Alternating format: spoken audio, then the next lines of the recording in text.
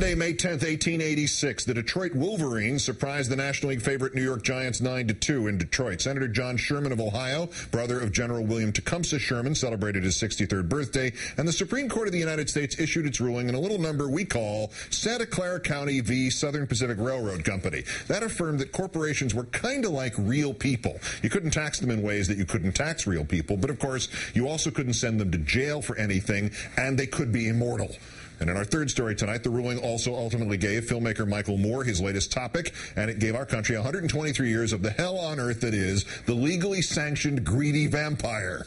The mere audacity of Mr. Moore exploring an issue is grist for controversy always, but what you probably will not hear about the film Capitalism from its fiercest detractors is that it was produced in Traverse City, a small town in Moore's beloved state, the state which still has the nation's highest unemployment rate, more than 15%. So Moore is looking through that window when he takes aim at policies that have largely benefited the richest 1% of our populace. The former Republican governor of Michigan, William Milliken, who attended one of the Michigan premieres of the film, said, quote, "The message of the injustices that still persist and prevail in our society, that's a powerful message." As always in Michael's documentaries, he attempts to explain the treacherous with dark comic frankness.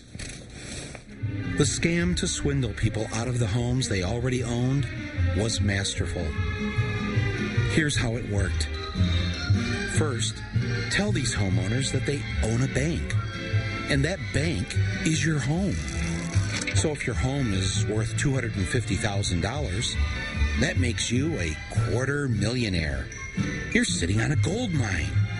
You own your own bank, the bank of you. And you could use your bank to get more money. Just refinance. Everyone's doing it. Of course, hidden in the dozens or hundreds of pages of fine print are tricky clauses that allow the bank to raise your interest rate to a number you didn't know about, perhaps so high that you won't be able to repay your loan. But that's okay. If you can't repay it, we'll just take your house. Joining me now, as promised, Michael Moore, whose new documentary Capitalism, a Love Story, opens nationwide next Friday. Welcome. Thank you for having me here. Pleasure. Great to meet you. The mess that was exposed beginning a year ago, basically this week, and which has become more shocking by the day as we have realized what we funneled all this money into, was it sadly inevitable, or were there other ways to deal with it by the time it hit the tipping point? No, it was always going to happen, because we actually started on this path about 30 years ago with the election of Ronald Reagan. And Reagan and his people, Don Regan in particular, his Secretary of Treasury, who happened to be the chairman of Merrill Lynch at the time, they decided that the way for them to get even more filthy rich than they already were was to throw as many people out of work as they possibly could. They still got to keep the company running. They still got to make the cars. But let's see if we could, say, get rid of half the workforce and have the remaining half work twice as hard.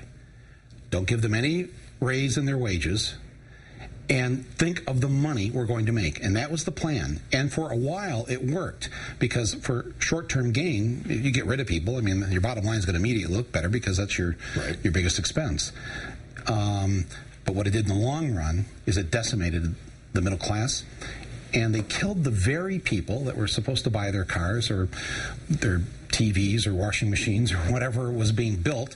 And we stopped making things in this country, and we turned it over to a bunch of really psychotic people who had these crazy schemes about how to create virtual casinos down on Wall Street, take people's pensions and their 401ks, create betting schemes where they would take out a bet against, then they would bet against the bet, then take out an insurance policy against both bets.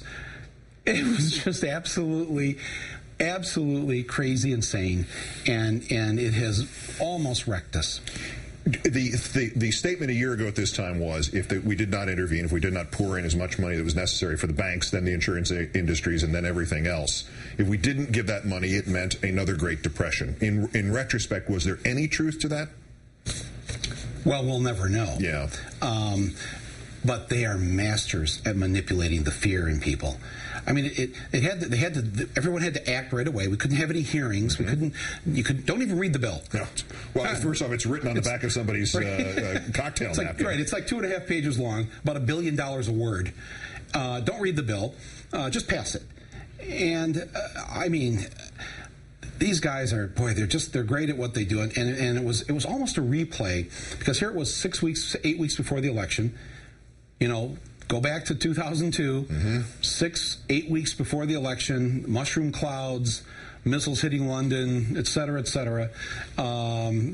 Steel rods, balloons. Gliders that could make it here from Baghdad. Don't forget the gliders. Right. And the trailers that were full of latrines, as all it turned that out. stuff, to get everybody all like this, and to do it to Congress before they're up for re-election. And make them afraid that if they vote against this, then they're for Saddam. Right.